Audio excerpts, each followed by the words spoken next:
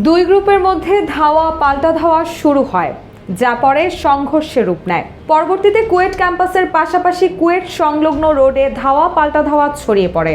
বর্তমানে ক্যাম্পাসে চরম উত্তেজনা বিরাজ করছে। দুপুর থেকে বিকাল পর্যন্ত সেখানে দফায় দফায় সংঘর্ষ হয়েছে বলে জানা যায়।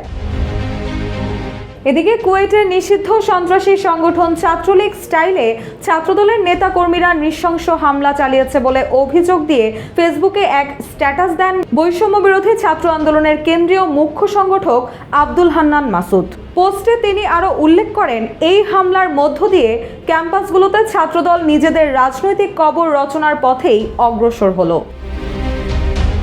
আব্দুল হান্নান মাসুদের পোস্টের পরপরই ছাত্রদলের কেন্দ্রীয় সেক্রেটারি নাসির উদ্দিন নাসির তার ফেসবুকে পোস্ট করে লেখেন, ছাত্র রাজনীতি বন্ধ করতে চাওয়া ফ্যাসিবাদী মনোভাবের বহিঃপ্রকাশ, ছাত্রদের রাজনীতি করার অধিকার কেড়ে নিতে চাওয়া অগণতান্ত্রিক, অসাংবিধানিক এবং আন্তর্জাতিক আইন অনুসারে মৌলিক অধিকার পরিপন্থী। এছাড়াও তিনি তার পোস্টে আরও লেখেন, ক্যাম্পাসে গণতান্ত্রিক পরিবেশে রাজনীতি করার সুযোগ দিলে যে কোনো ধরনের সংঘাত এড়ানো সম্ভব। কথিত সাধারণ শিক্ষার্থীদের নামে গোপন সংগঠন এবং নিষিদ্ধ ঘোষিত সংগঠনের আড়ালে বিরাজনীতিকরণের চেষ্টা করা হলে ক্যাম্পাসে গণতান্ত্রিক পরিবেশ ধ্বংস হবে এবং শুধু বাংলাদেশ বিরোধী গোপন নিষিদ্ধ সংগঠনগুলোর তৎপরতা বাড়বে। সবাইকে গণতান্ত্রিক মূল্যবোধ ধারণ ও পরম সহিংসতা চর্চার অনুরোধ জানান নাসির উদ্দিন নাসির। এদিকে ইসলামী ছাত্র শিবির কুয়েটে শিক্ষার্থীদের ওপর হামলার তীব্র নিন্দা ও প্রতিবাদ জানিয়েছে। শিবির সভাপতি জাহিদুল ইসলাম তার ভেরিফাইড ফেসবুক পোস্টে বলেন, 5 আগস্ট ফ্যাসিবাদের কবর রচিত হয়েছে, তাই ক্যাম্পাসে নব্য ফ্যাসিবাদ কায়েমের চিন্তা বোকামি ছাড়া কিছুই না। এছাড়াও তিনি হামলাকারী সন্ত্রাসীদের দৃষ্টান্তমূলক বিচারের দাবি জানান। এছাড়াও শিবিরের পক্ষ থেকে এক প্রেস বিজ্ঞপ্তিতে দাবি করা হয়, বহিরাগত সন্ত্রাসীদের নিয়ে সশস্ত্র হামলা চালায় ছাত্রদল। বহিরাগত সন্ত্রাসীদের সাথে নিয়ে এই হামলায় নেতৃত্ব দেয় ছাত্রদলের কুয়েটের নেতাকর্মীরা।